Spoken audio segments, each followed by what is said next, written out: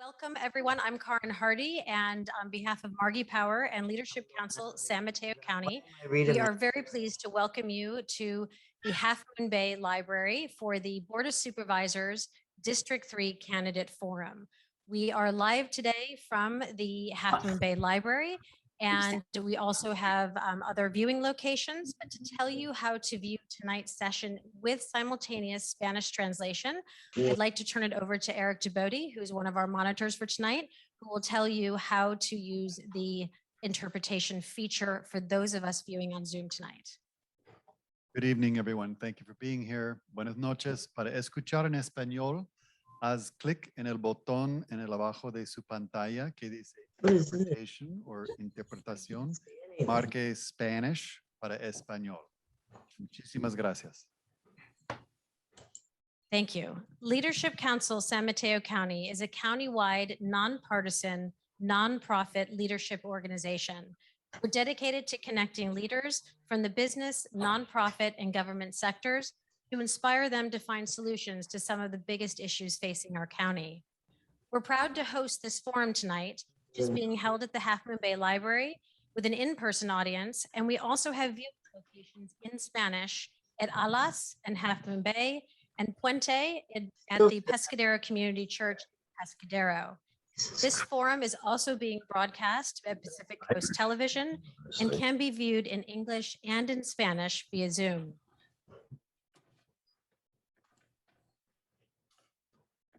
For those of you who are attending in person, we please ask that you silence your phones if you haven't done so already. To ensure our Spanish language interpreters have time to translate moderator comments and questions and candidate statements and responses, we ask that all individuals speak clearly and at a moderate pace. We will also provide a brief pause between answers to allow the translators to finish their interpretation. Why did you speak to The purpose of this candidates forum is to allow all candidates running for District 3 of the San Mateo County Board of Supervisors the opportunity to introduce themselves to voters and answer questions regarding issues facing our coastal communities. The term of office is 4 years. In the June primary, the top 2 vote getters will move on to the general election in November. If one candidate receives 50% of the vote plus 1, that candidate will win the election in the primary. Okay, now This is a nonpartisan event which aims to provide voters with information from candidates so they can make informed decisions when voting.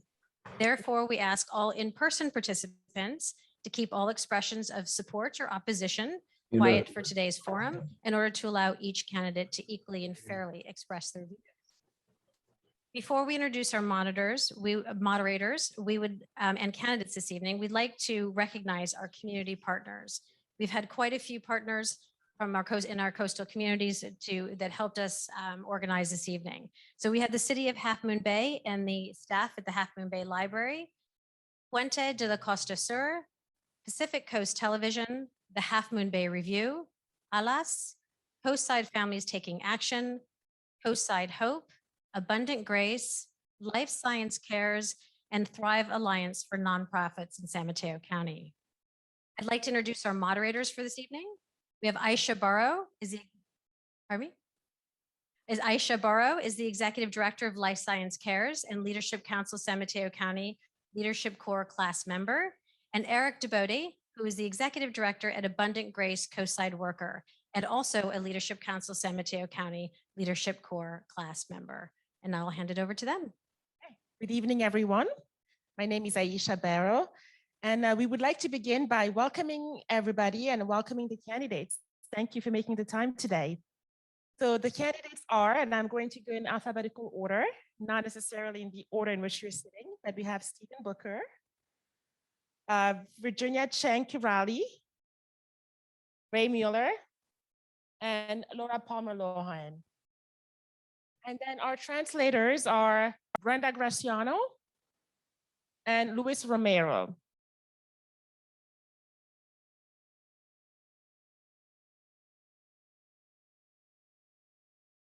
Were submitted ahead of time by constituents. And we sorted the questions by subject, but because of time constraints, we may not be able to go through all of the questions submitted.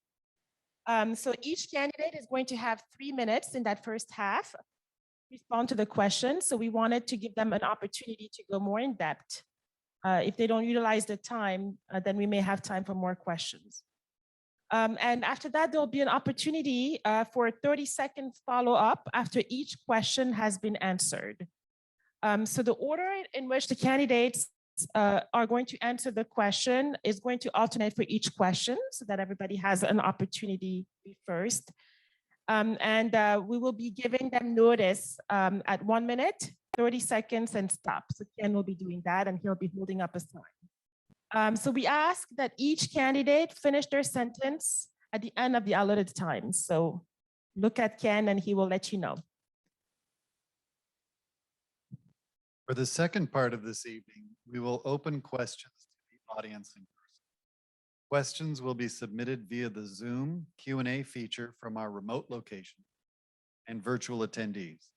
In-person attendees can submit questions on index cards passed to one of our volunteers who are seated right here in the front. You want to raise your hand, Ken? If you have a question, write it on an index card and hand it to one of them. Please raise your hand if you would like to ask a question, and one of them will come and collect your index card. Each candidate will have 1 minute to respond to the questions in this section. You will be given notice at 30 seconds and then to stop. Okay, let's begin. So now let's begin. It's time to go to the questions. So the first question is, what will you do to address affordable housing on the coast side? It's been an issue that's been talked about a lot if you've been following the debate in Half Moon Bay.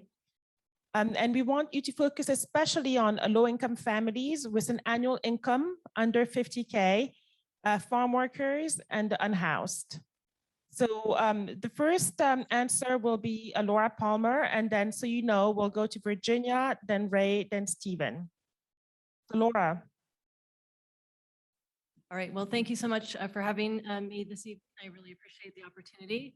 And housing is a really important issue. I've been a champion of this for ever since I was elected in city council. I served as mayor last year in San Carlos.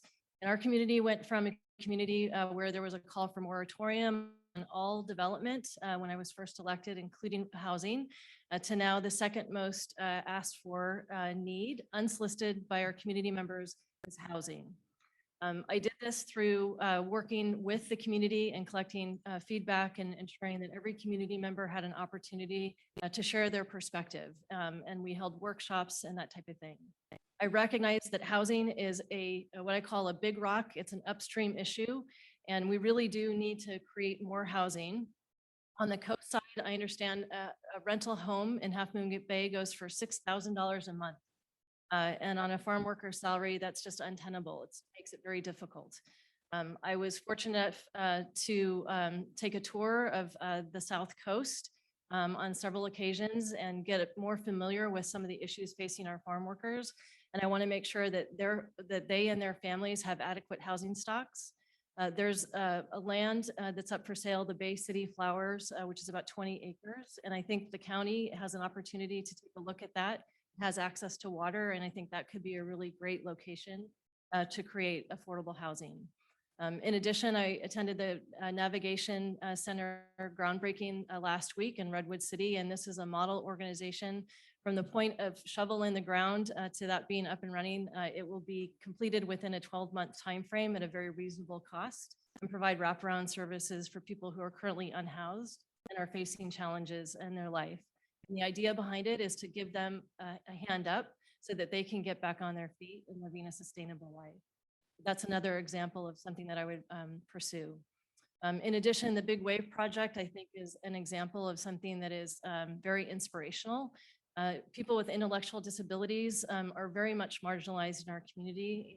And I think providing a space that's safe for them to be able to develop new skills and be self-sustaining and be in community with everyone else is also really important. And I know that project has been a long time coming. So my approach here is to, again, engage in respectful dialogue and make sure everyone in the community is heard and has an opportunity to share their views and take the best ideas forward. So thank you for the opportunity. And now we'll go to Virginia. Thank you very much for the question. Housing is one of the important issues, not just on the coast, but in San Mateo County in general. And I look at housing in terms of who need housing or need a place to live, but also workforce housing, which I've had to deal with my firefighters. I serve on the San Mateo County Harbor District Board and the Menlo Park Fire Protection District Board, and I've seen our essential workers in harbor patrol crews and also firefighters who need temporary housing. So I'm hoping that, at least for me, that is a very important issue for being able to house our essential workers so that they're not leaving when they're exhausted or they need to be here for various reasons. For the affordable housing piece, I'm actually a proponent of social housing. I believe that government can do a lot better job in terms of efficiency and uses of their property. So I think repurposing government property and public property for housing could solve a lot of problems. A lot of these government properties, I'm thinking of one place in particular in South San Francisco. We had some of our harbor board meetings, like on the corner of El Camino and Arroyo.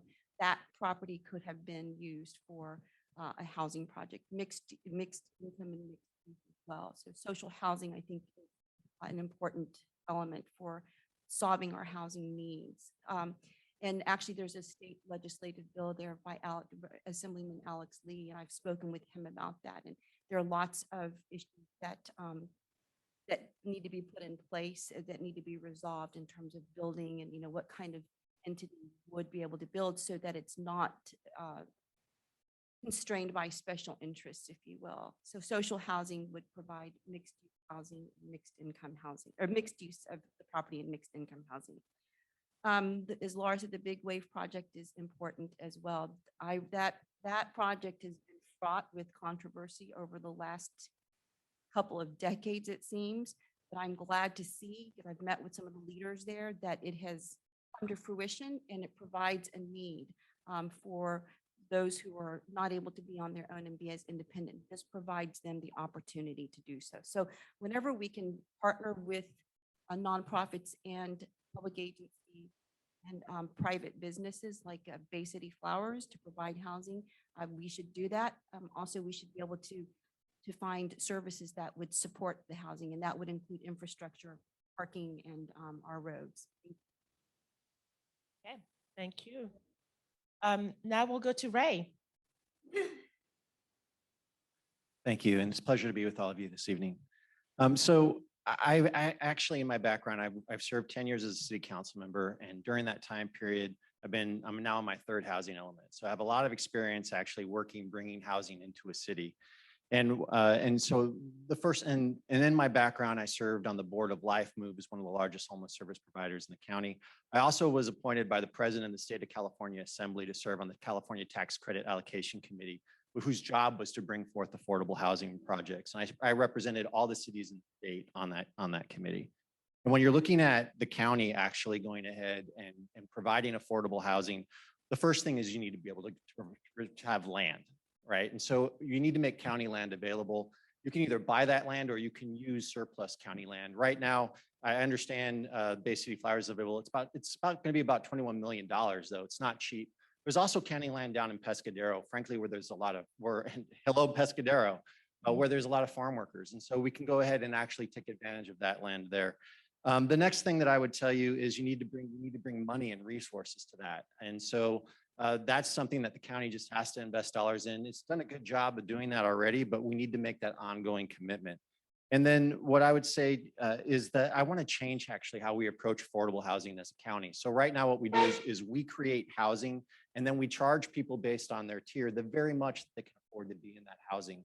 And what we found is if you actually look at the data, it doesn't actually result in social mobility and economic upward mobility. And so what we're doing in Menlo Park and what we've seen other jurisdictions do is actually implement community trust models that allows people to buy into their affordable housing. And then as time passes, see a bit of equity from that housing.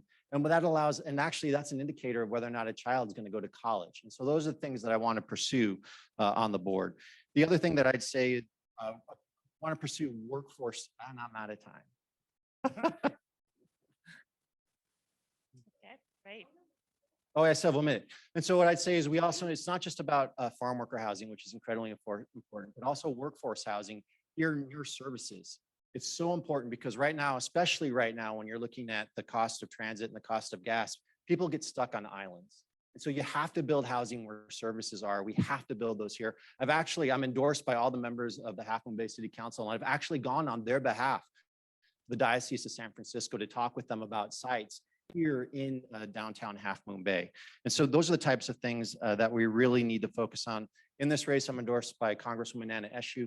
He actually helped bring the first Moonridge project to the coast. And I'm going to work with her to go ahead and bring another Moonridge project. Thank you. And now Stephen Booker, your turn. Thank you. I'm actually, of course, I'm a proponent for affordable housing. That's one of my main platforms. If you look at my website, affordable housing, housing at all affordability levels, but especially workforce housing and farm worker housing. You know, the farm worker agricultural industry brought in something like $50 billion in 2018 in California. And the Coastside, we have a large agricultural community here. And we need to, they have housing insecurities, and that's not right. So we definitely need to have farm worker housing. We need to have workforce housing for our teachers, for our essential workers. And not only is it a health issue, because COVID-19 showed us that when farm workers got COVID-19, the whole farm would get it because they couldn't isolate. So we need to do that. We need to do it for our essential workers so they don't have to travel 90 million miles back and forth to serve us. And we need to do it for our nurses and for our educators. We need to have workforce housing like Jefferson High School is doing. They have just did affordable housing for their staff, which allows us to keep our best educators here, which benefits our children for our futures. And it also cuts down on travel, which cuts down on greenhouse gases. So just like my opponents or my colleagues, as I call them, my friends, we all know each other. We work together for, I don't know, I've known Ray for the last 8 years, Virginia, where we all work together. So I know each and every one of us is in favor of affordable housing, but we definitely have to do it in public lands and where there's transit hubs to cut down on greenhouse gases and to cut down on climate control. So thank you for the question.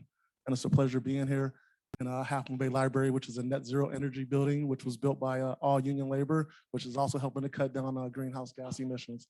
So thank you for that. Thank you. Absolutely. Yeah, I appreciate it. So now I would like to give each candidate an opportunity for follow-up, 30 seconds, and I'll go in the order in which I went the first time. So Laura first.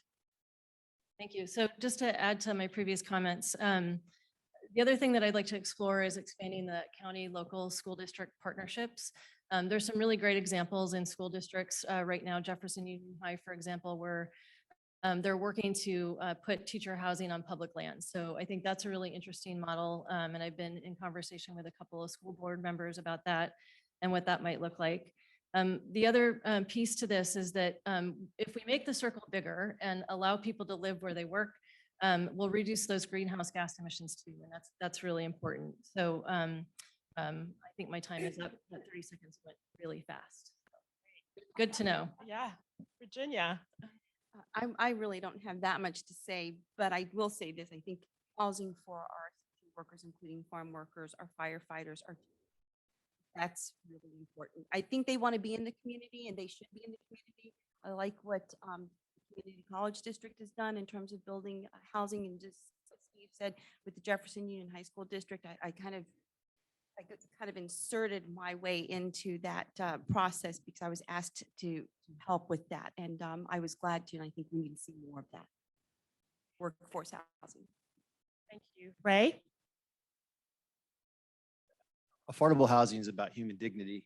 And the one thing I'd say to those in the community who'd resist it is you actually need to build affordable housing here on the coast if you want to save the coast. If you actually love the coast for its open spaces, you need to do it, because what's happening right now is you have second generation, third generation farmers and ranchers who are basically the next in line is saying, we can't do it, we don't have the labor. And you're going to see what's going to happen is those are going to be sold for highest and best use, and the development pressures will be tremendous. Thank you. Thank you. And Stephen? So I'm a native. I was born and raised here in the Bay Area. I was actually born in San Francisco, but I'm a lifelong San Mateo County resident. My daughter just turned 26, which means she's off my health care, and she's a UC Berkeley student. And it's really important because I see my daughter and a lot of my friends that I grew up with that aren't able to live here anymore because of the high cost of rents and housing. So I am definitely in favor of affordable housing at all affordability levels so that my friends and family members can continue to live in the county where they were born and raised. So thank you. Yeah.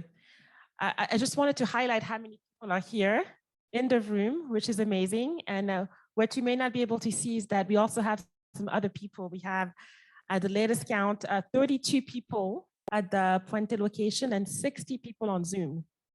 So that's amazing. And with that, I do want to take a step back now that we have all those people logged in and ask you to make an introductory statement and introduce yourself now that we are at peak attendance. We're going to go in this order: Virginia, Stephen, Laura, and Ray. So Virginia.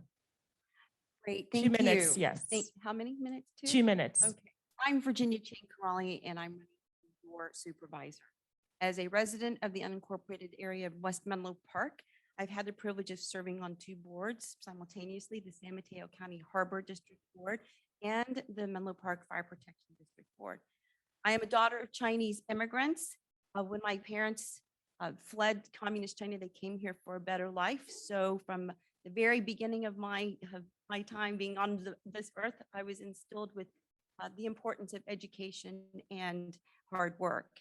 I grew up in Austin, Texas, and I got my government degree from the University of Texas at Austin with a minor in economics and a master of public administration from the University of Southern California. My professional background is in finance, financial analysis, investment, and business. I've been a fiscal watchdog, and I fought against waste, fraud, and tax dollars on the San Mateo County Civil Grand Jury. And I've also helped with shared prosperity for Californians on the California Commission for Economic Development. As the only candidate who has served both the Coastside and the Bayside, I know the diverse needs that our district has, and I believe that government should work for us and not stifle us. So I look forward to answering your questions tonight and beyond today. Thank you. Thank you. Stephen. Yes. Hello. My name is Stephen Booker. There's a lot of familiar faces in the audience, but for those of you who don't know me, like I said previously, I'm a lifelong San Mateo County resident. I'm a native, and I've lived in a lot of cities in this county, from Daly City to Belmont to San Mateo, Emerald Hills, Woodside, and now I currently live in Half Moon Bay. San Mateo County is one of the most diverse counties in the state of California, if not the nation. I'm also an Air Force vet. I played soccer for the Air Force in Europe. I traveled halfway around the world and back. And like I said, this is the best place on God's green earth. Having said that, even in our wealthy and educated county, there are too many communities and people being left behind. And COVID-19 made those divisions all the more evident. I'm running for San Mateo County Supervisor to build a more equitable county where everyone has a voice, from the Coastside to Menlo Park, San Carlos, and everywhere in between. We can and must do a better job to provide affordable housing, especially for our seniors, our veterans, and our essential workers like teachers and nurses. And we must ensure that every child has internet access to get ahead in our increasingly connected world. It is past time to build more trust between our community and our police and our law enforcement. And they need more funding for de-escalation techniques to stop all this mistrust in the community. Like I said earlier, I'm a lifelong San Mateo County resident who proudly lives in Half Moon Bay. I'm a United States Air Force Gulf War veteran, and today my job is standing up for workers' rights as the International Brotherhood of Electrical Workers Political Director and Community Affairs Liaison. I believe that my unique background gives me a well-rounded experience throughout our diverse county and the ability to represent all the people in the 3rd Supervisory District. I look forward to earning your vote and hearing more questions from you guys. So thank you for this opportunity. Thank you. Laura. Hola, ¿cómo estás? Nice. Mi nombre es la hora. Thank you so much to the Leadership Council of San Mateo County and everyone for joining us this evening in this really important conversation. My name is Laura Parmer-Lohan, and I am a working mom, small business owner, and a city council member for the city of San Carlos, having served last year as mayor.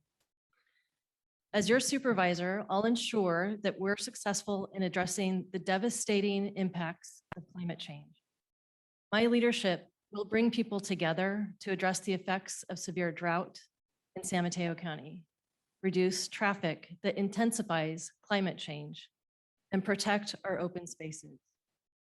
As your supervisor, I'll tackle climate-induced flooding and sea level rise.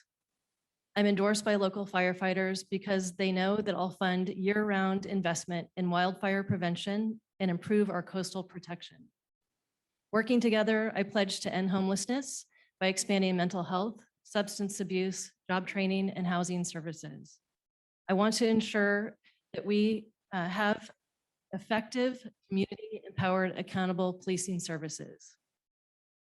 I want to ensure that our future generations can stay in San Mateo County, and our teachers, firefighters, first responders, farm workers, and their families, and essential workers can live near where they work and be a part of the community that they serve. I am honored to be endorsed by the United Healthcare Workers, Equality California, and all of the preceding supervisors representing us, including current seat holder, board president Don Horsley, and former supervisors Rich Gordon and Ted Lempert, as well Carol Groom has endorsed my campaign. They recognize my vision and leadership is the right one for the people of San Mateo County, and I do hope that you'll agree with them after this conversation. Thank you. Ray? Good evening, everyone. So first and foremost, I'd like to introduce myself as a dad. I'm married to my high school sweetheart, Kristen. We have 2 kids. Max is age 16. My daughter is Elle. She's 12 years old. She's going to be 13 in about a week, which is incredible to me. I'm a graduate of the University of California at Berkeley College of Natural Resources. I then went on to Hastings College of the Law, where I did work at the Public Law Research Institute, and then I did an internship at the Legislative Council Bureau of Sacramento. And so really wanted to focus on doing public policy work at that time. And the reason why was because I came out of a family when I was very young. My dad had an injury that made him become disabled. And I saw my mom have to go back to work to try to support our family. There were 7 kids in the family. Things very quickly, my older brother and sister got married. Their families came to live with us, and we struggled. And I was old enough to know what was going. I was old enough to know what was going on, but young enough to know I couldn't do anything about it. And so that drove me to do public policy work. I've done 10 years on the city council. I actually worked 2 years as chief of staff to a county supervisor, so I'm ready on day 1 for this job. And in terms of representing the coast, I haven't done it in an elected position, but I've been out here. I've volunteered, and I've worked food pantries. I've taught leadership classes for youth. I've done clothing drives for farm workers. I've worked with city council members to try to find affordable housing sites. I've done wetsuit drives. I taught the first ever Latino surf camp last year so that there'd be equity in our beaches, and then ran a wetsuit drive to bring wetsuits to those kids so they could continue to enjoy it. I serve on the Surf Rider Blue Water Task Force to go ahead and try to make sure that the environment's protected here. I'm on the advisory board of Green Foothills, and I've worked with the up in El Granada with people trying to go ahead and address wildfire. I look forward to talking with you all about how I go ahead and bring equity to the coast. Thank you. Thank you, Ray. All right, so I am going to move to a question that's been top of mind for many around law enforcement. So what changes, if any, would you make to how the San Mateo County Sheriff's Office operates in the coastside communities? Do you support the establishment of a community oversight committee of the Sheriff's Office? So it's a 2-part question. And the first answer will be Ray. Then we'll go to Virginia, Stephen, and Laura, followed by a 30-second follow-up in that same order. Can you read the first part of the question again? What changes, if any, would you make to how the San Mateo County Sheriff's Office operates in the coastside communities? That's the first part. And the second part is, do you support the establishment of a community oversight committee for the sheriff's office. Yeah, so I believe I'm the only person actually, a candidate to have endorsed, that actually officially endorsed that there be an oversight committee. And I did that a few weeks back. And so I do support that. I think it's important actually going forward with the sheriff's office to go ahead and build trust with the community. And it was one of the things, you know, we've been dealing with. I think every city's been dealing with this, but this goes all the way back in the city that I've served in, all the way back to when Donald Trump was first elected. And in my city, I actually we were one of the first cities actually, and only cities in San Mateo County to actually pass a sanctuary city type ordinance. And I worked with my chief of police to do that and got buy-in from our police department to do that. And we were one of the only cities in the county to do that. We also joined a lawsuit that Santa Clara County had against the Trump administration when they were trying to withhold funds from Santa Clara County for being a sanctuary county. I also put forward that we would have an ordinance that you couldn't participate in a Muslim registry because they were talking about doing that at the federal level. And we had members of our community who were fearful. And I think what it really comes down to is it's about trust. It's about building trust and relationship. And one of the reasons why it's so important, the sanctuary ordinances are so important, is because members of our community, whether or not they're citizens or not, they should not be afraid of interacting with the government from whom they're also, it's necessary that they be able to receive services from, or that they be able to report a crime, or that they be able to, or that they're worried that if they actually are a victim of a crime and they report it on someone else, that person's going to disappear.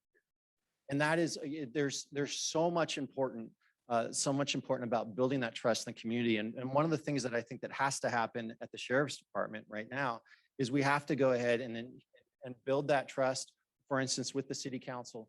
But we also have to go ahead and we have to have police officers assigned to beats, actually interacting with community members, building that relationship between community members and officers.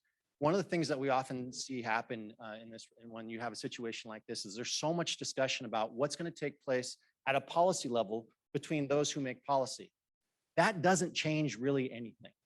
What happens is, are you creating programs that create relationships of trust between citizens and officers? And I'll tell you, citizens hunger for it, but the truth is officers hunger for that too. Officers want the resources to build those relationships because it makes their job easier when they're out in the public and they see what's happening.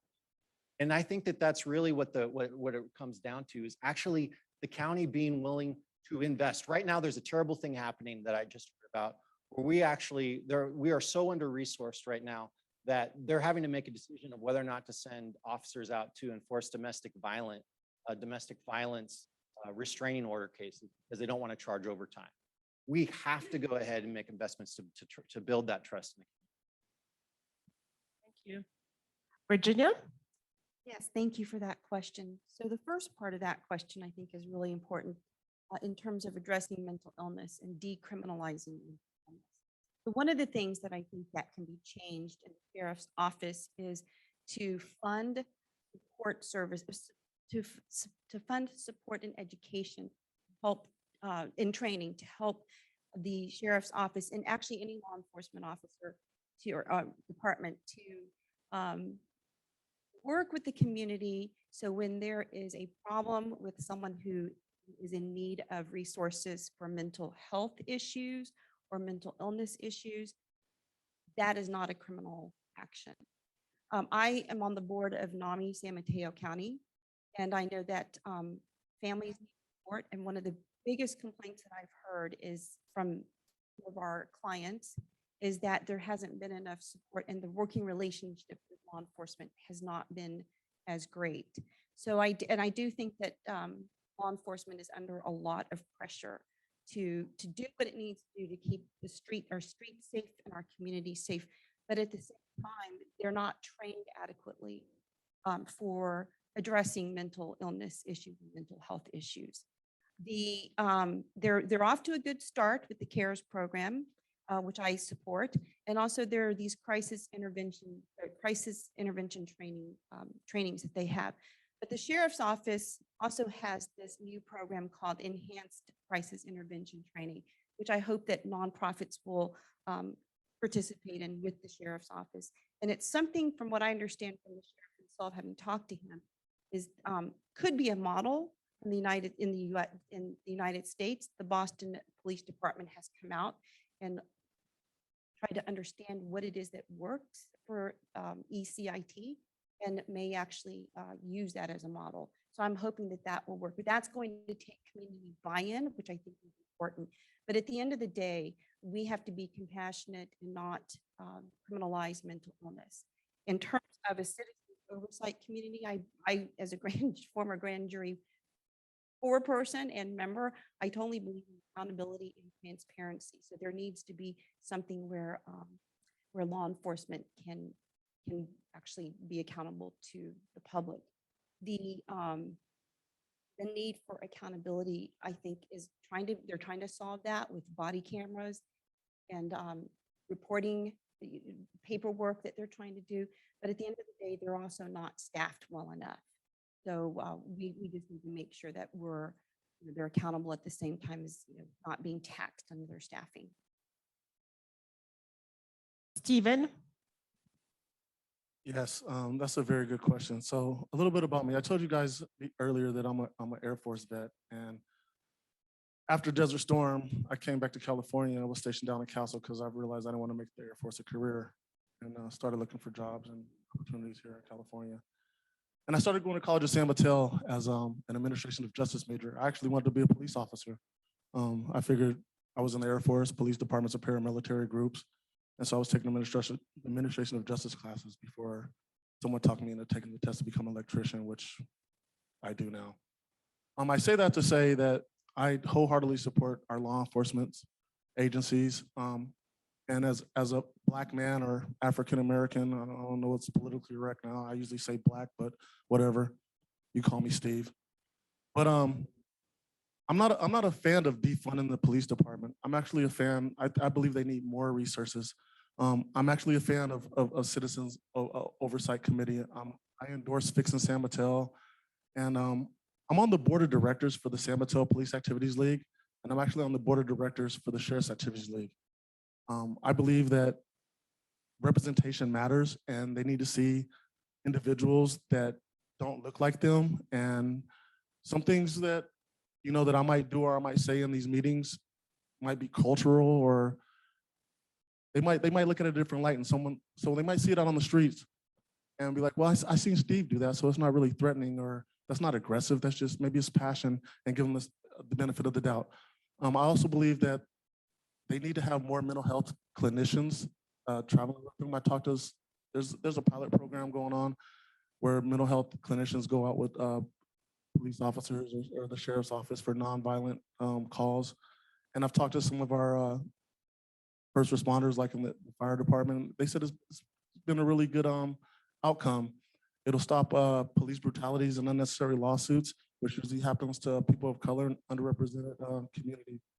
So I am wholeheartedly in support of a community oversight committee, but I am wholeheartedly in support of our law enforcement agencies as well. I know they have a very tough job and a difficult job, and they deal with a segment of community that we don't see on a day-to-day basis.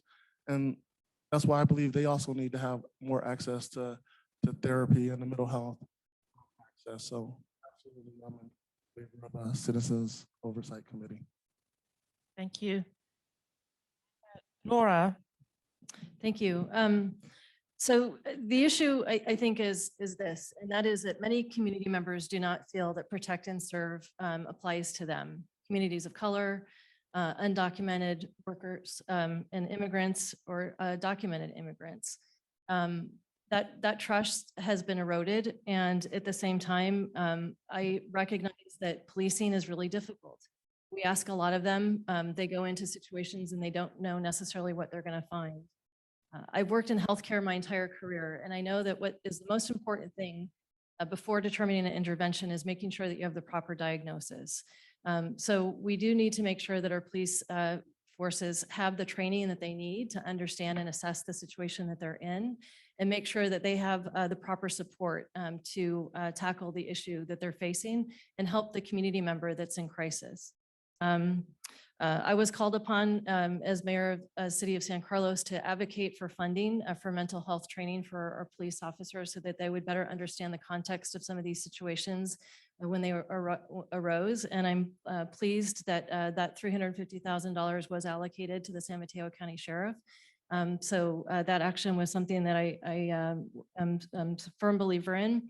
The CAHOOTS model out of the Northwest, I think, is also a really good model. And that again is where you intervene with social workers and people with mental health capabilities. The issue with community oversight, I have endorsed Fix in San Mateo, which is about a community oversight model that has subpoena power. And they're asking the Board of Supervisors this year to take that action and adopt that. If they don't, then it will go next year potentially to the ballot. But if I'm elected, perhaps we can get it done if this Board of Supervisors doesn't, because I'm committed to that as well. And part of what this is about is a call for metrics. Let's understand the use of force. Let's understand racial profiling. And if there's an issue, let's identify it, let's call it what it is, and provide the appropriate corrective action to make sure that it stops. I want to make sure that everyone feels that they are served by our policing services. And the other piece to this too is the ICE action that was taken, the cooperation with the ICE, that has since ceased, but that was long overdue.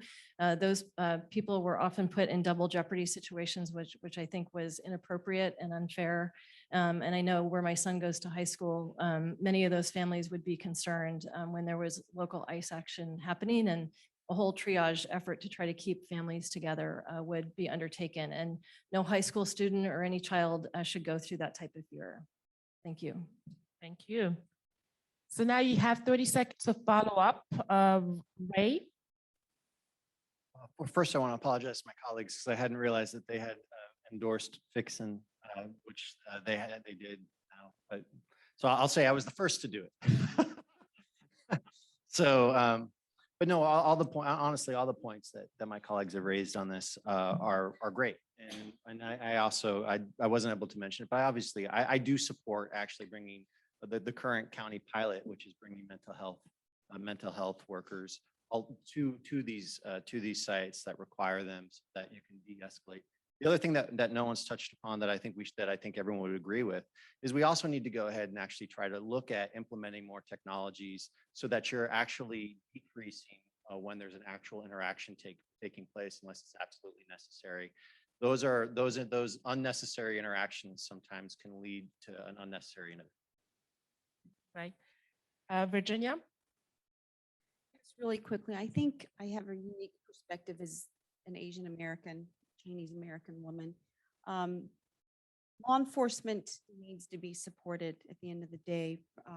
The police on the streets and the beats, they're dealing with a lot of tough issues, racial issues.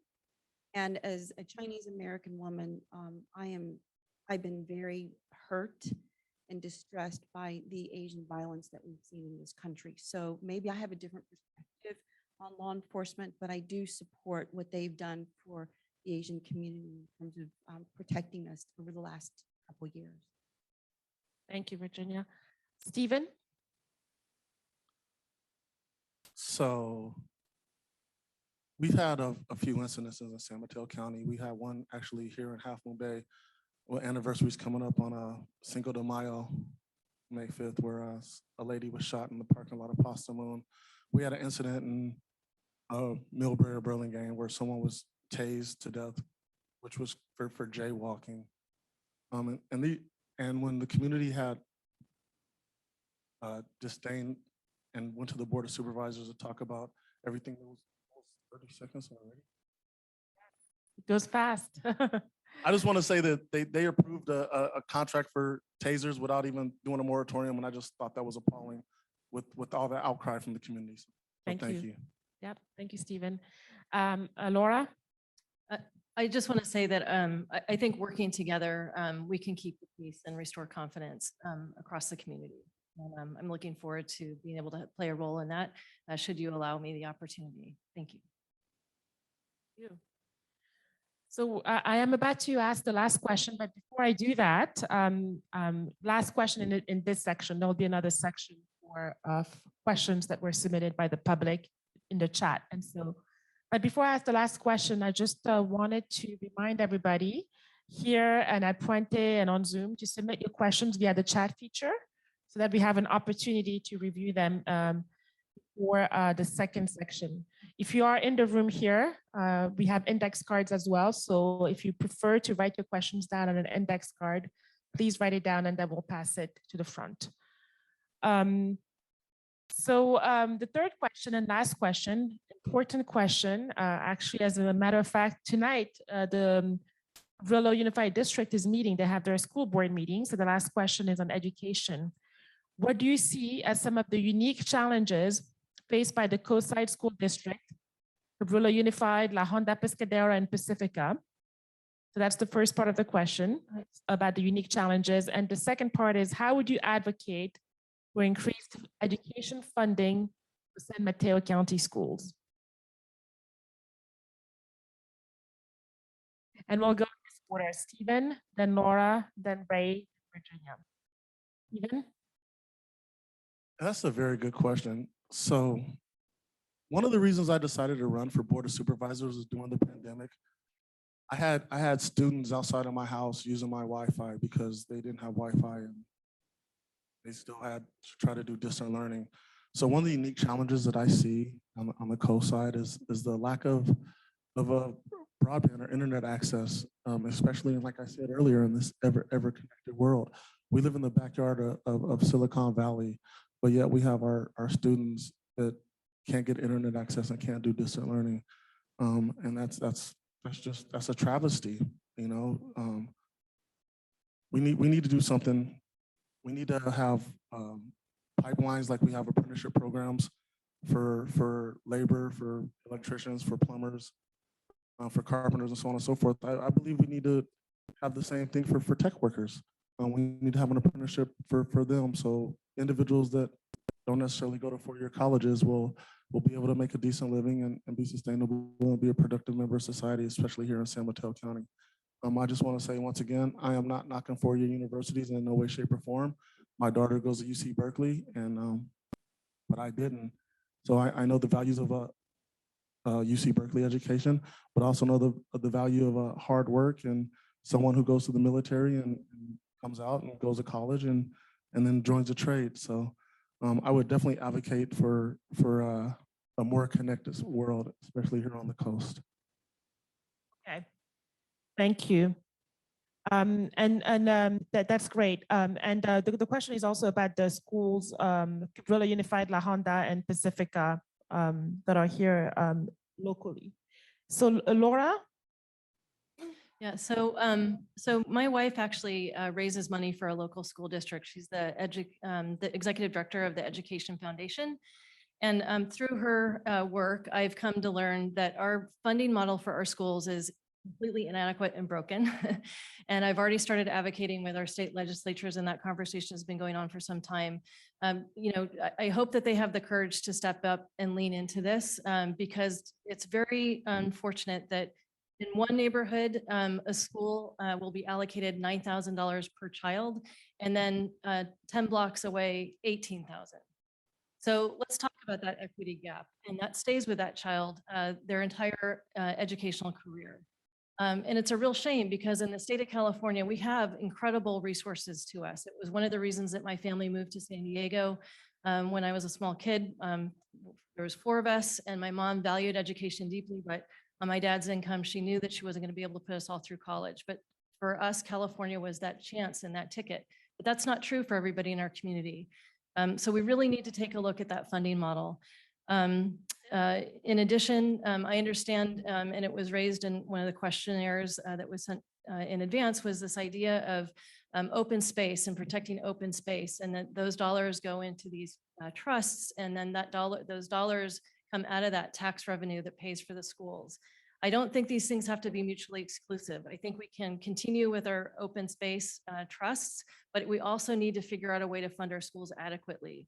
In addition, the high school in Pescadero doesn't have running clean water and hasn't for 10 years. I know that there's efforts underway to try to get that resolved, but the fact that our local high school doesn't have running water is very concerning to me. And you have my commitment that I will continue to work on that issue and get that resolved. The other piece that I think we can play is county and local school partnerships to invest in workforce training.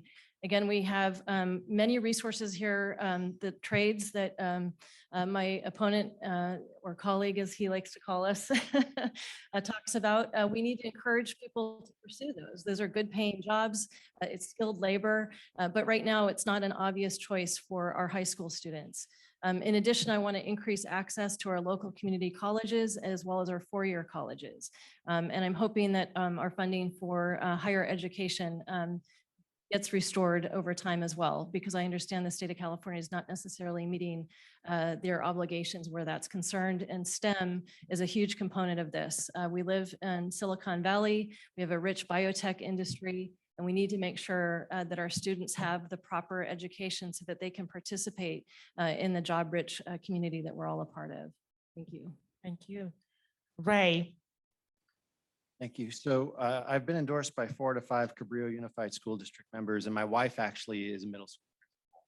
And what I'd say, there's a whole bunch of issues that need to be addressed. Number one, housing cost for teachers is just causing a tremendous amount of stress and pressure on our school districts. As Stephen mentioned, Wi-Fi access for students is unequal. It needs to be addressed and invested in. But I think what really we need to talk about is, what is the goal? Is the goal that we have like resources, or is the goal true equity? Because equity in education isn't like resources, it's equity in outcomes. And that's what the goal needs to be if we're really providing equity to students. Are we getting equity in what the outcome is for each student? Are they all having similar outcomes in terms of what they've learned and what opportunities are available to them? And that's what that needs to be what the goal is when we invest resources. And so one of those things that you talk about is, well, the legislature, we need to go and tell them, hey, because of the cost of living here, what you give to our school here per student and compared to what you give in Fresno, it needs to be different because the cost of living here is so much higher. And so we need to get the legislature to do that.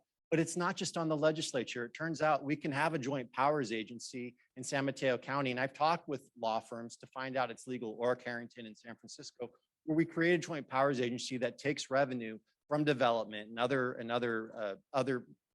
types of revenue creating opportunities, put that into the joint powers agency, and then redistribute it to underserving school districts. And that's something that we absolutely have to do if we're ever going to move the needle. And then the question is, okay, after you've done that, and actually have you started to create that equity in our school districts, what comes next? And so a great example is in Pescadero right now. If you want to go to community college, one, can you afford it? And two, can you get there? Is there public transit that can actually get you there in time and get you back? And there's not. Is there an express shuttle that can take you to the community college and bring you back? And those are the types of things when you're designing the program that you can go, that you actually then you look at when you're saying, are we getting equity in the outcome from that student and the opportunity for that student? And I see Nancy McGee here, our superintendent of schools, and she is wonderful. I know how much she works on these things. She's a true partner in that. I'm proud to be endorsed by her in this race. And those are the types of things that as a county supervisor, I'm going to be focused in. We've spent a lot of time in the county focusing on the start of education and how we're trying to get pre-kindergartners up to speed. We have to focus on now, are we getting our middle schoolers? Are we getting those people moving into high school ready to go so that they get those equitable outcomes at the end and they're getting the investment necessary to get there? Thank you. Thank you. Virginia. Thank you. Education is, I think, the great equalizer. And as I said, my parents immigrated here, and it stressed the importance of education and hard work.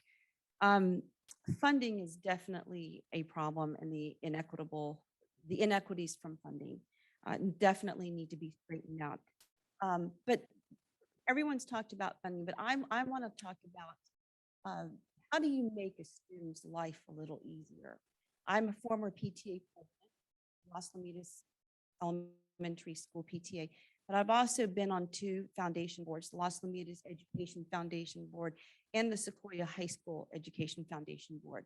And it's night and day in terms of the money that we raise. But the money that is raised can go to programs that will make a student education much more enriched.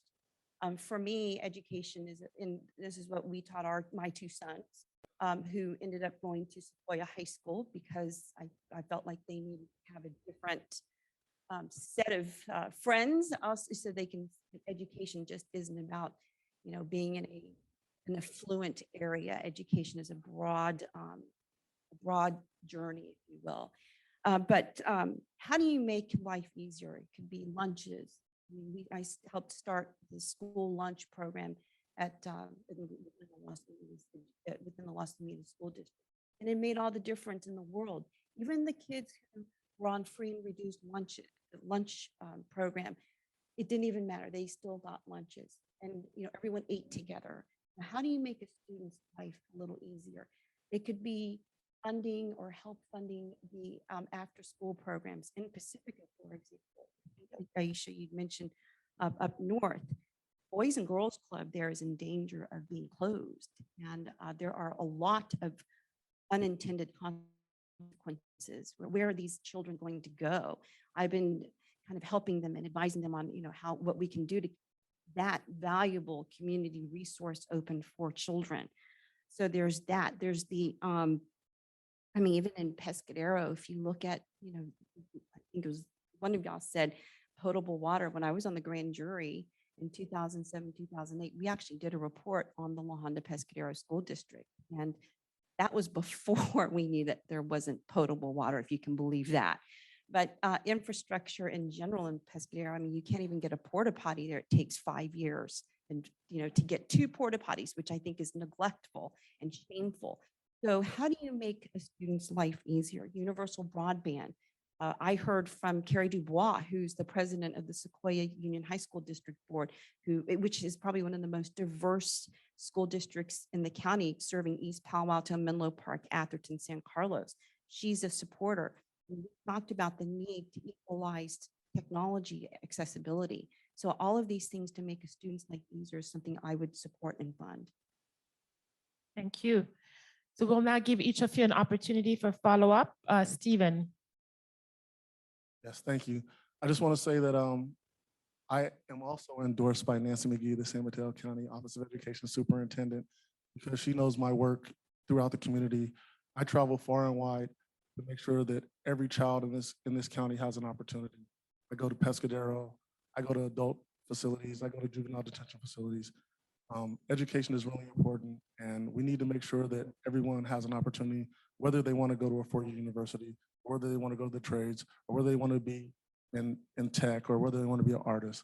We have to meet those individuals where they are and make sure that we're funding every child so they have an opportunity in this wealthy community, this wealthy county. And my time is up, so thank you. Thank you. Laura. Thank you. I'm excited about our future.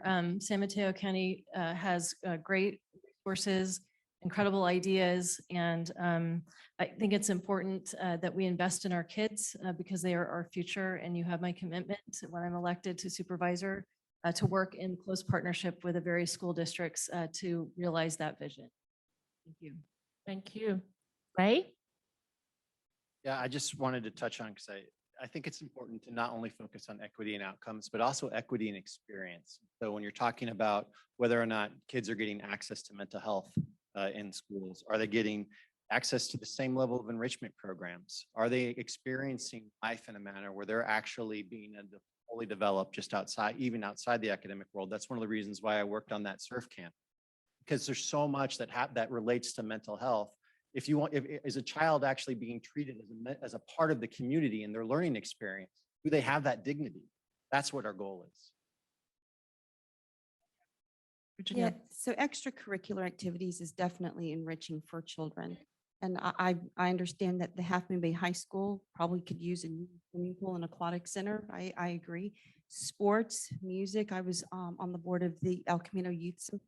I understand the need and totally support the need to have partners with nonprofits and these types of enriching programs. But even for something as basic as water polo or swimming, those things are great for kids physically and mentally. And I would want to provide that support, just like Half Moon Bay worked with the county to build this beautiful library.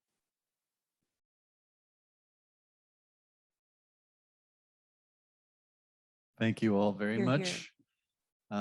Just a reminder, now we're going to start the final 30 minutes of this evening's presentation. And if anyone has questions that you'd like to write down on a card and pass up Ken, he's walking around the room. Others have submitted questions live online through the Q&A feature. And now we will have something like a lightning round. You have 1 minute to respond to the following questions. Susan will keep time, and then you'll be able to follow up with a 30-second follow-up after that, the same basic format as the first hour. So our first question is going to go to Virginia, and then Stephen, Laura, and Ray. Read the question twice. This is from online. 3 of the 4 candidates are from over the hill. How will you represent our community with the same concern, intent, and enthusiasm that you would in your own home community? How will you address issues that are specific to the coast? This is especially important to those of us in the unincorporated areas from Montara, Moss Beach, and El Granada to La Honda and Pescadero that do not have any other representation. This lack of representation was especially apparent during the first summer of the pandemic when our community was overrun with tourists and we had no additional support and couldn't get it. Previous promises of a local office have not panned out. What will you do? Are you reading that question twice? I can answer the Three. question. 3 of the 4 of you are from over the hill. How will you represent our community with the same concern, intent, and enthusiasm that you would in your own home communities? How will you address issues that are specific to the coast? This is especially important to those of us in the unincorporated areas, such as Montara, Moss Beach, El Granada, La Honda, and Pescadero, that don't have any other representation. This lack of representation was especially apparent during the first summer of the pandemic when our community was overrun with tourists and we had no additional support and couldn't get it. Previous promises of a local office have not panned out. What will you do? I actually live in the unincorporated area, so I feel your pain of not being as represented as we should be, which is the reason that I have done what I think as much as I can, and I need to do more as a harbor board commissioner for the last 6.5 years. We have fixed the coastal trail going out to Mavericks. We've supported our commercial fishing industry. I mean, all of these things we've done in the 6.5 years, and other things as well that we've done. But being present here, I've been present here almost every day for the last 6.5 years, and I will continue to be present. I've had office hours. People know how to get a hold of me. I'm not going anywhere. When I'm your supervisor, nothing's going to change with me. I've been out here, and I will continue to be out here. Thank you. Next is Stephen, then Laura and Ray. Well, I guess that individual was talking about me when they said 3 of the 4 don't live on the coast. I'm here every day. I actually work on over the hill, and if I'm supervisor, I will continue to work over the hill, and I will still live here in Half Moon Bay. Opening an office, I know Ray's talked about opening an office here on the coast. I have a little bit of a different idea. I don't really know if that's allowed in the budget, but I would coordinate with different cities for community centers or their city halls or senior centers, different days of the month for Pescadero, La Honda, Pacifica, so on and so forth. But like I said, I'm here every day. So, and I see a lot of you in the audience. You guys know where to find me. Probably on Main Street somewhere. It's Italia or Pasta Moon, and sometimes it's San Benito. But yeah, I'm here every day, all day, twice on Sunday. Thank you. Laura, you're next. Great, thank you. So if it's the will of the community for an office to be set up and opened here, then so be it. We'll do that for sure. I think it's important. Everybody's busy. I don't expect you to come to me. I'll come to you. I spend most of my time on the campaign trail, actually out on the coast. To me, this is where the majority of the work is. You can reach me by phoning me at any time, 650-743-0059. That's my direct line. iPhone puts it on a notification at night, so I do get some rest, but I'm available to you. Like I do in my hometown where I live, I hold meet and greets and coffees and town halls to stay connected with the community. As well, I've been attending a lot of the different community advisory council meetings that happen up and down the coast, so I can stay apprised of the issues and the concerns that you all have. And I look forward to working in partnership with you should I have the opportunity to earn your support. Thank you. Ray? Yeah, so I'm a little different in this. I'm enthusiastic about wanting the office on the coast. We need an office on the coast. And I've already spoken to the county manager about that. I've sat down, we've talked about it, and he's committed to me, he will do it. And the reason why is I want that staff, I actually want it fully staffed. I want a staff member always in that office. I'll be in it at least 3 days a week or 2 days a week, because representation is about relationship at the local level. It really is. People, I grew up in a family that needed help. And if, I did not have time to go to Redwood City. People who need help don't have time to go to Redwood City. And what you really want to have happen is they're not going to go. I really want them to have the relationship with my office that people don't need to feel like they need to make the appointment. But if there's something wrong, they know they can come and get the help. And that's the relationship that you should have with the coast. And that's the relationship that we have great supervisor, we have great supervisor staff. But I want to deepen that relationship here where people know if you need help, you can come and have that relationship with me. And if you want to yell at me, you can come in there and yell at me. I'm not so far away. Thank you. You each have 30 seconds to add any thoughts. So first is Virginia. Yes, so local economic development is something that I care about a lot. The coast side needs revenues. There are things that we can do. Tourism is a big deal, but at the same time, I think part of the question was about the pandemic. It was not an easy thing. And the Harbor District actually had to deal with all of the visitors. We had to deal with social distancing. We had to make sure that, people who wanted to come out here to buy fish, it's one of the best parts of being on the coast, had the opportunity and the ability to do this without spreading the virus around. So all of these things are important, but these are things that I've already worked on, and I will continue to work on this, represent everyone on the coast as I've done. Thank you. Stephen, you're next. Could you repeat the question? This was the long question, right? About representation on the coast from Montara to Pescadero. The lack of representation has been apparent. What will you do to reach out to people on the coast side? I thought I answered that one already. This is follow-up. I'm sorry. So this one's 30 seconds? This is 30 seconds. All right. Sorry for the confusion. Once again, I agree with Ray. You have to meet people where they are. And like I said, I live here on the coast. I'm available. You'll see me. But you can't have city council meetings board of supervisor meetings at 9 a.m. on a Tuesday. So we have to have meetings at other times where individuals who are workers can come and meet with their supervisor. And like I said, I will be more than happy to coordinate that with different cities, Pescadero, La Honda, Pacifica, different weeks, different nights, so that everyone has access to their supervisor. Thank you. Laura, any follow-up? 650-743-0059. Call me anytime. I will come to where you live and work, and we'll have a conversation. And I'll also host various meetings. And again, if the community really wants an office, we'll absolutely open an office. Thank you. Ray?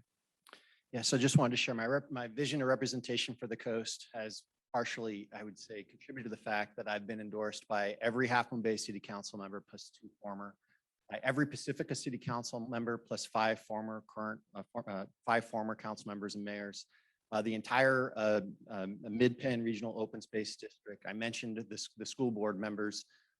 What I really want to do is have a relationship with all of these different electeds that we can come together, and Redwood City doesn't feel that far away. It's actually here. the community comes together here to solve those problems, and then I represent it back there. Thank you. Aisha and I have just decided that we're not going to do follow-ups for this lightning round. It's a little confusing, so you'll have a minute and a half. How does that sound? Our next question is from an audience member here, or actually two audience members here, and it's about Coastside traffic. Coastside traffic is a mess. HMB City Council did a hearing 2 weeks ago on a $100 million tram project over Highway 92. What would you do to help Coastsiders resolve the traffic congestion on the 92 and Highway 1 after years and years of neglect? What specifically do you propose to alleviate traffic? And this round will begin with Stephen, then Ray, then Virginia, and Laura. So first up, a minute and a half. Stephen. That's the $1 million question. If any one of us have that answer, I guarantee you we'd be supervisor on June 7th with percent +1. Living on the coast and traveling 92 on Highway 1, the traffic is at times horrendous, especially during like pumpkin season or Christmas season when people are cutting down trees. And there's been thoughts or talks about gondola. We mentioned that before. I don't know what the answer to that is. I know that we have to do something about traffic. It could be shuttles, preferably electric, that would help out Prometheus, bus building company that's actually in Burlingame, which is a local company. Yeah, but traffic, we're not going to widen Highway 92. We're not going to widen Highway 1. So we have to do something, think outside the box, and that's where we engage with the community. I don't have the answer to that, but I'm willing to talk to people, and I'm open to any ideas. Thank you. Ray?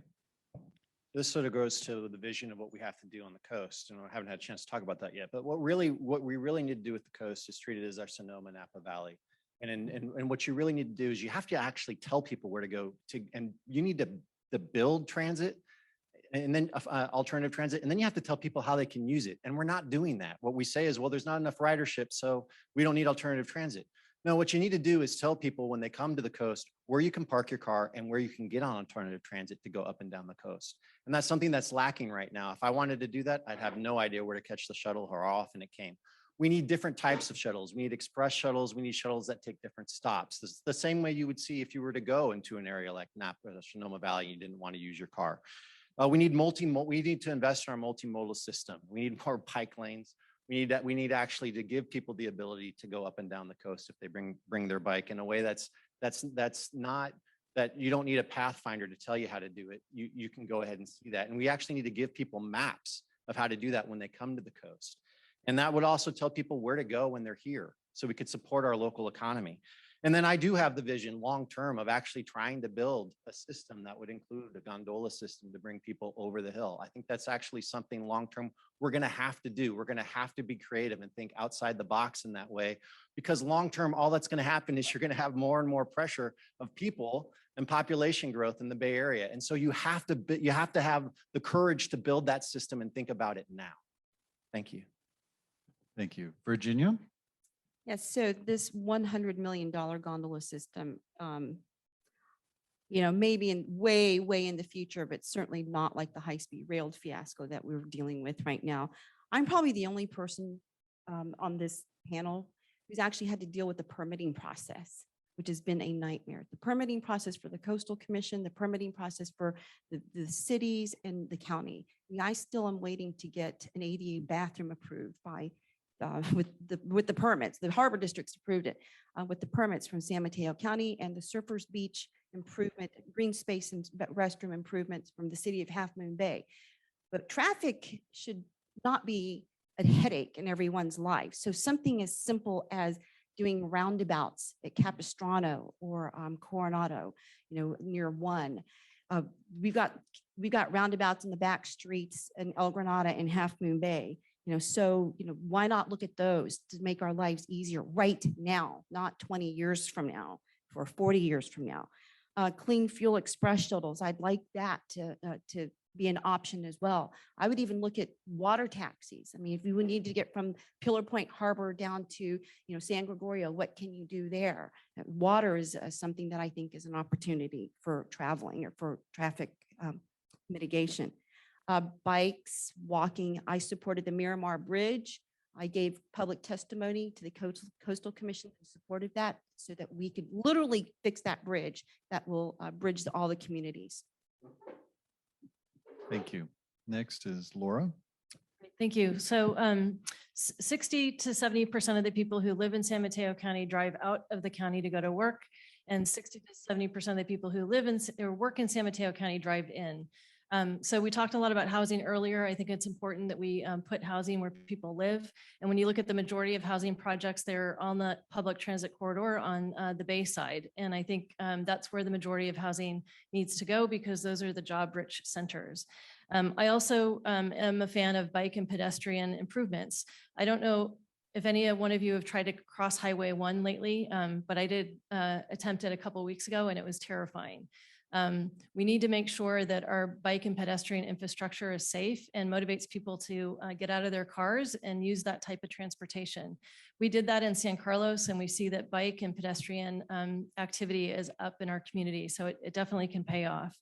In addition, we need to invest in our public transportation infrastructure. When I looked at the SamTrans plan, I noted that public transportation stops at Half Moon Bay. It doesn't go further south. We need to invest in smaller type vehicles and have more frequent routes so that people can partake in that. In addition, electric vehicle bikes is something that we're investing in. I'm a board member of Peninsula Clean Energy, and sales of those are up. It's a great micro-mobility tool. It runs on clean energy, and it can allow somebody to navigate and traverse a community quite easily. So there's lots of different options. Thank you, Laura. We're just going to do one more question and then we'll begin our closing. This is from the Q&A. Would you support an amendment to the San Mateo County Charter that requires the county to use an independent redistricting commission to review and set supervisory district boundaries? The Board of Supervisors has ignored this and ignored the community when they were first formed, and again this past year when a coalition of community-based organizations presented a district map that would have increased the diversity of the Board of Supervisors, which has not had a person of color in 40 years. First up is Ray. Yeah, I would, but I'd want to make sure that it had control so it couldn't be influenced by political process. And so we actually just went through an independent redistricting process in my city and it went great. But I have heard of examples where it didn't. And so it really is, so the board really sitting down and setting forth goals to make sure it couldn't be swayed by politics and was truly independent would be something that'd be really important to me. And since I have a little bit of time left, one quick fix to traffic that would be really helpful to the coast coming out here so much is just do construction at night. I cannot tell you how often you get stuck in traffic from doing construction during the day and you're just thinking, why are they doing this during the day? So thank you. Thank you. Next is Laura, then Stephen and Virginia. Yeah, I'm a big believer that government should be by the people and for the people. I wouldn't be here for you today, in front of you today, if it wasn't for redistricting or district elections. The cost amount a campaign like this is enormous in terms of time and resources and money. And there's a very real possibility that our Board of Supervisors will be all male in 2022 November election. And that alone doesn't represent our district. I'm a member of the LGBTQ community, and I know what it feels like to be marginalized, left behind, ridiculed. And I take my work seriously, and that's what informs my work. It's about welcoming, inclusivity, and making sure that everyone in the community feels that they belong and that they're welcome, but most importantly, have agency and participate in the process, should they choose to. And those who can't choose to, I try to always figure out a way to get the information and insights from those community members that are, working parents maybe, or a single mom, and make sure that they have what they need. We have increased access to childcare in the city of San Carlos because we took action on it. When we did take action on it, one of my colleagues said that they had always known that childcare was an issue in the city of San Carlos, but never bothered to work on it until Laura and Sarah were elected. We've been incorporated since 1925, and I'm the 6th woman to be elected to city council in San Carlos. I'll be the first working mom in recent memory to serve, and the first out LGBTQ community member, female, on the board of supervisors. I understand what representation means, and I'm here to serve you in that vein. Thank you. Thank you very much. Stephen. So we recently had a committee doing redistricting, and a lot of hard work went into that, a lot of hours spent, and in my opinion, to no avail. I am actually wholeheartedly in favor of that. There was a district that was drawn that was a Coastside district that I was highly in favor of. Nothing against my colleagues up here, but I'd be the only one here at this meeting tonight had one of those districts been approved. I don't think that politicians should pick their voters. The voters should pick their politicians. And when we have people go to work to do redistricting and are very thoughtful and had various options and maps, and for our board of supervisors to do with the minimal change was a little disheartening. Basically, I don't really think they listened to the citizens of District 3 or San Mateo County. So I'm definitely in favor of that. And you can bet your bottom dollar that I have no hidden agenda. What you see is what you get. I'm here to serve. I'm a servant of the people, and you wouldn't have that issue with me. I'm here to listen and here to do the people's will. So absolutely, thank you. Thank you. Virginia? I am in support of an independent redistricting committee without the politics. Actually, when I was the foreperson of the civil grand jury that wrote the report on stopping appointments to the board of supervisors when it became a very incestuous practice. We wrote the advisory letter to deal with possible district elections because our board of supervisors does not reflect the demographics of this county. So in my opinion, this redistricting fiasco didn't really do the people's job, right? They disenfranchised the citizens who took the time to draw these maps. And in my opinion, it was an abomination and a shame. And I never thought in my wildest dreams that it would be this political after trying to make it less political on the grand jury when we wrote the report and the advisory letter. Diversity is a big issue for me. When I'm on the board of supervisors, I'll be the first Asian in the history of San Mateo County on this board.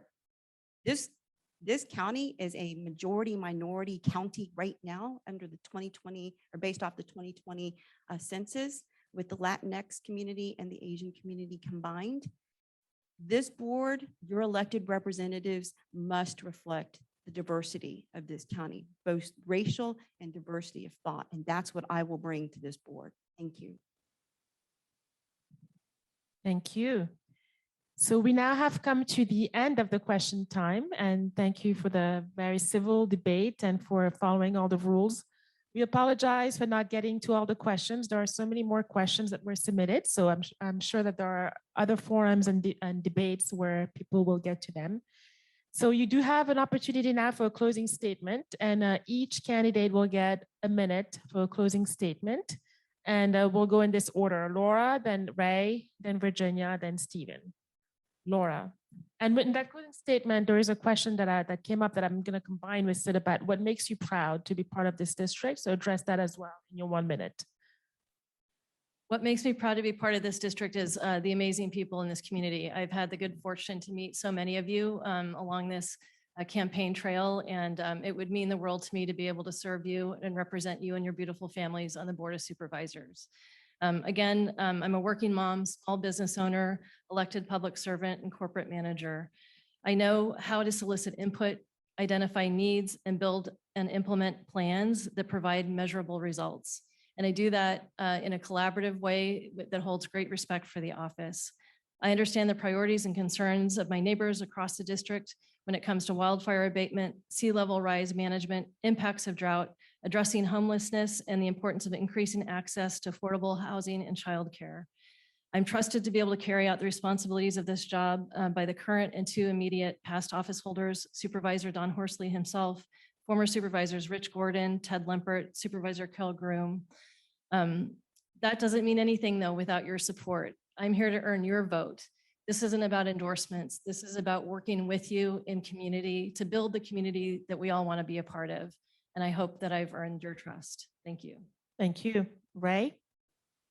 Yeah, so the kindness, the empathy, and the values of District 3 are something that are just,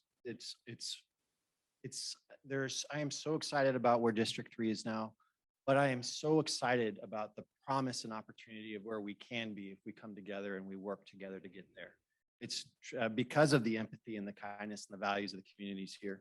And people say endorsements don't matter. I'm still going to share my endorsements because I think the aggregate of them do matter. And I've been endorsed by the Sierra Club, San Mateo County Democratic Party, the Coastside Democratic Party, the Labor Council, Congresswoman Anna Eshoo, and Lieutenant Governor Eleni Kounalakis.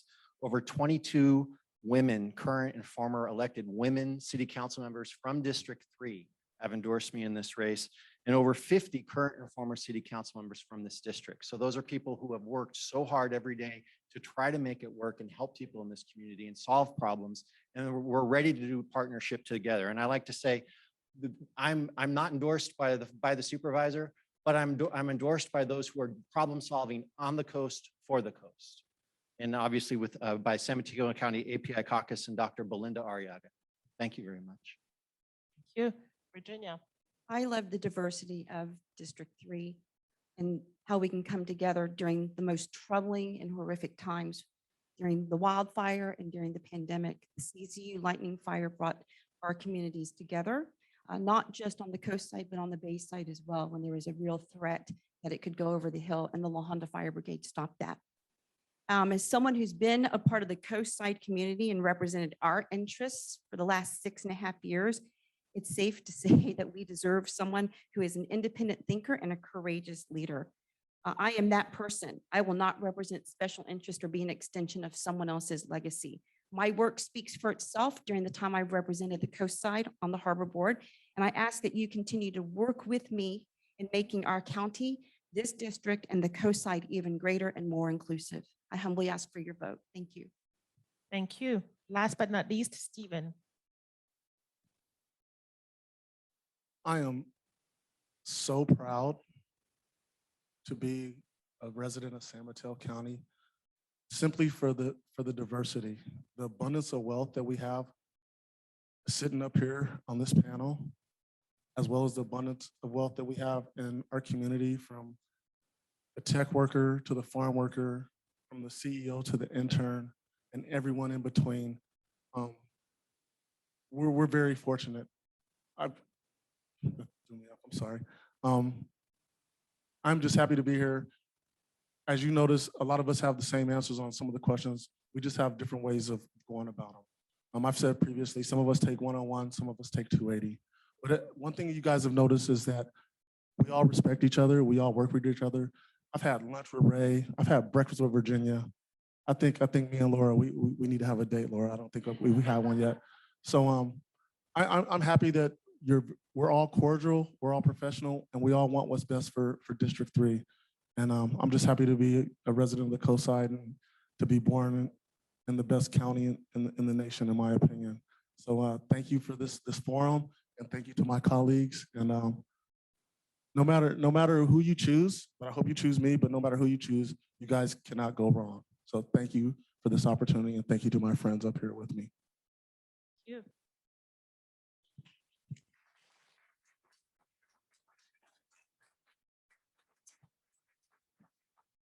Good evening, everyone. I'm Margie Power, and on behalf of Leadership Council, San Mateo County, let's give our candidates another big round of applause for participating. Thank you so much. We'd also like to thank our moderators this evening, Aisha Barrow and Eric DeBode. Can you both please stand? I feel like you're not, we want to make sure you get recognition. Wonderful job. And we also want to thank the many volunteers who helped prepare for this evening and during this forum. They're all participants in the Leadership Council SMC Leadership Corps Cross-Sector Leadership Program for senior leaders. And if you all could raise your hand so everyone can see who you are. There was a lot of preparation that went into this evening. Anita, Susan.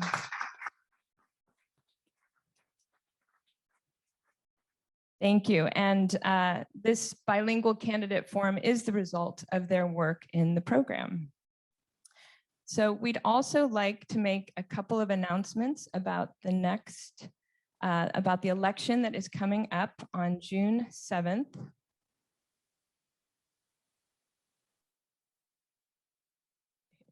It might be frozen. We have an election coming up on June 7th, and the voting centers will be opening up early on May 9th.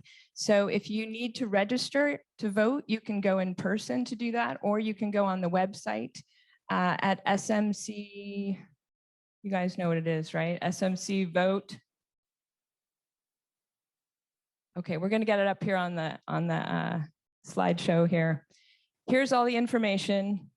The vote centers open May 9th. The election is June 7th.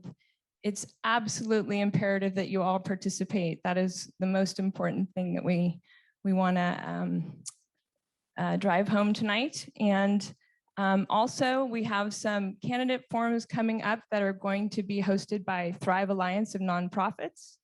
If you use the QR code, you can go directly to their website and get those dates. There's a sheriff candidate forum coming up on May 12th at 6:30 via Zoom. So please go to their website to get more information about these forums. And thank you so much again for joining us this evening. Good night.